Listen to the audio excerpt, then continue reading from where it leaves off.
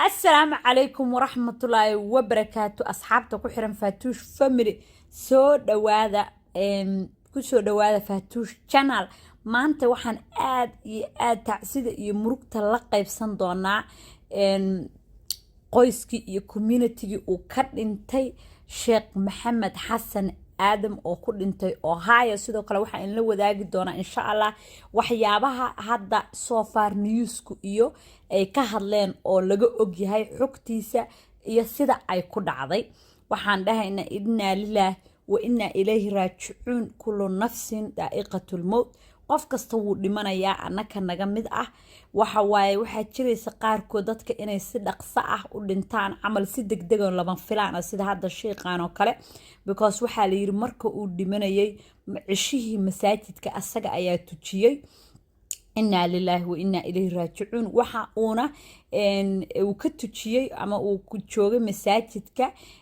masjidu Abu Hurayra ee magaalada Ohio waraysi badan dad baan wacay xog waraystay oo la hadlay iyo sidoo kale newska qodobada ay ka sheegeen ayaan rabaa in la wadaago horta news waa kuwa saxda ah oo markasta anigu aan jeclaa inaan soo aqriyo wixii saacada laga og yahay wixii aan ogeyn de Ilaahay baa og dadku horta farasti waxay newsku sheegeen iyo dadku waxay isla wareegayaan ba inii sheegaya farasti dadku waxay la wareegayaan oo yacni hoos la iskugu sheegaya in sheeqan la dilay in ay dishay FBI taas oo la yiri waa wax yacni justi la iskala daba warwareegayo oo la isku yacni dadka waa aragta waa hadlayaan moogta oo wax bay sheegayaan oo qofkii markuu dhintay sababo ay u sheegayaan horta marka ugu horeysa sheeqa ayagoo la la'yahay cabaar la la'yay oo la raadinayo ayaa waxa community-ga ayaa xoog uga qayb qaadatay raadintiisa baa lagu yiri community-ga Soomaalida ayaana soo heshay waxaana laga soo helay wooded area waxa waay meel jiq ah oo waxa u maleyn inay dhaheen auto baabuurta meel kuwa baabuurta tuura miya qashimeeya recycle gareeya oo reuse yacni baartiyada la dib loo isticmaalo meel ah baa laga helay kambaniyada oo u isticmaalaan meaning gaarigiisi asagoo ku dhex jira ayaa dadka community-ga ay soo heleen kadibna markay arkeen wax ay waceen booliiska ayay waceen la xiriireen 911 markaas hamiinkaas oo xalay ahayd lama sheegaynin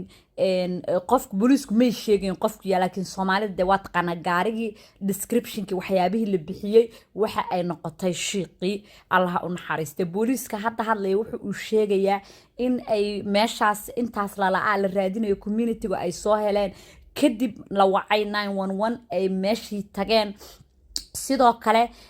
ma uusan sheegin qofka magaciisa laakiin waxa uu yiri descriptionkii aan haynay ayuu ahaa in isaas lagu yiri sidoo kale waxa la sheegay in baaritaanka la sugayo oo in la baaro la sugayo sidoo kale waxa uu sheegay ninkan booliisku u hadlaya in ay dadajin doonaan because of diinta iyo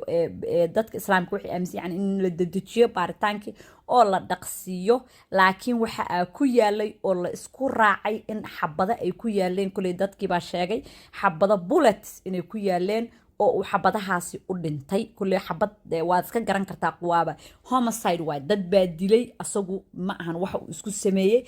gaarigiisiina ayaa lagu dhex dilay oo gaariga ayuu ku dhex jiray dad baa waxa ay sheegayaan sidoo kale isla dhex marayaan in gaariga markii hore loo sii galay oo gaariga loogu dhex jiray kulay way soo bixi doontaa sida ay wax u dhaceen oo qofka dilay bay ku dhaheen dhabarka waa dad aan wacay markaan Ohio wacay ay isla sheegayaan qof dhabarka baa laga toogtay marka qofka inuu gaariga ugu dhex jiray marka taas way soo bixi doontaa xabadaha in guriga gaariga dhexdiisa laga riday in banaanka laga soo riday oo ay banaanka ka imaadeen kulay sidee ku dhacday waa la sheegi doonaa oo wala soo shaac bixin doonaa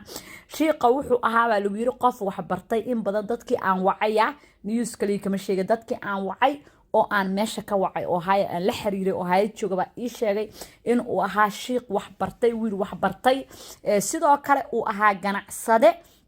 nin aad ay dadku u jecel yihiin bulshada ku dhex jiray uu ahaa dad ilmaha oo kale wax buu bari jiray meesha dugsiga sidoo kale wuxuu qaban jiray ilmaha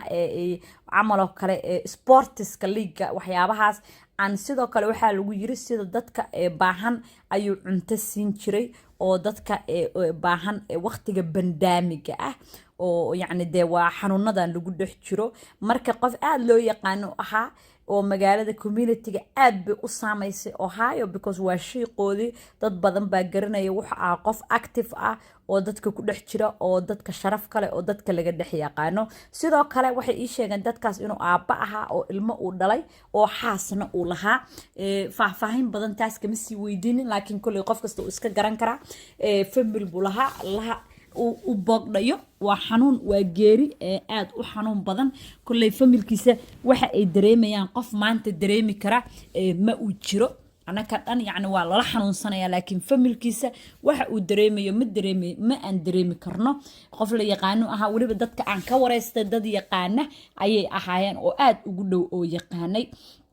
marka waqtigaas baa la waayay kulley booliiska ayaa soo baari doona markay baaritaankooda soo dhammaystiraan ayay sheegi doonaan laakiin just waxa ay sheegeen inay tahay homicide oo la dilay marka lana helay oo meeshaas laga dhex helay laba beri ayaa la raadinaya laba maalin ayaa la raadinaya oo lala'aa oo intaas la raadinaya waa dhibaato waxa waaye waqtiga qofka markuu soo maaga waa taas waxbaa laguu soo sababinayaa waxbaa laguu soo dhex hoosoosinaya laakiin waxa ay tahay qof kasta tiisa inay waxay ku tusinaysaa qof kasta tiisa inaysan daafaynin meelna loo soo jirana aanan ogeyn waqti kasta nimco kasta ku jir waqti kasta dhallinyaroniman kasta ku jir in waqtigii hadduu imaado shoog ama shoog la-aan ay naftaani baxayso oo ilaahay xaggiisa ay u noqonaysa insha allah ilaahayna waxaan ka rajaynaynaa asagana jannatu firdowsa in ilaahay geeyo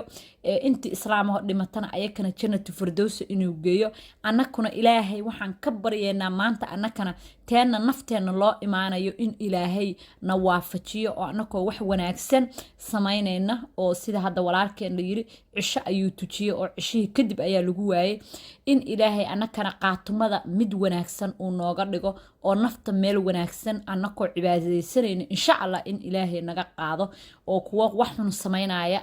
ilaahay uusan naga dhiginin marka waxa aan rajaynayaa insha allah in ilaahay soo ifbixiyo idinkuna usoo duceeya in ilaahay soo ifbixiyo dadkii dilay because waa wax yacni aad u xanuun badan in communityga meesha ay ka soconaysay iyo dadkeeda wanaagsan dadka shaqaynaya dadka wax bartay qof kasta inuu baxa lama rabo qof kasta waa maasha allah laakiin in lagala baxo lafta dhabarka mar kasta aad bay u xun tahay marka insha allah waxaan rajaynaynaa asagana in ilaahay jannatu firdowsa geeyo ayakana si degdeg ah ilaahay ka soo saaro oo cadaaladda ilaahay uu soo ifbixiyo wuuba soo ifbixinayaa taas baa la hoogaa wadan sharcila baa la joogaa insha allah ilaahay hadduu taageero waa la soo saari doonaa ciddii falkaasi ka dambeysay insha allah waxaan samayn doonaa waan storigan waan dabagelayaa insha allah waana ina soo socodsiinaya meesha ay ku dhammaato iyo ciddii ka dambeysay in la helo intaas kadib u duceeya walaalkeen insha allah u duceeya in ilmihiisa ilaahay u koriyo dadkii ilmahaasi u haya ama u korinaya xaasaskiina ilaahay inuu ilmahaasi la taageero oo la koriyo in ilaahay ilmo wanaagsan ka soo saaro maasha allah sidiisu kale diinta u barato de communityga saa u saacidaysa asagana ilaahay jannatu firdowso in ilaahay geeyo dhammaan waxaan sidoo kale sida la wadaagaynaa oo haaya dhan communityga degan oo xanuunkaas dareemay iyo qaraabadooda waa faatuush family oo ku dhahaysa assalaamu calaykum waraxmatullaahi wabarakaatu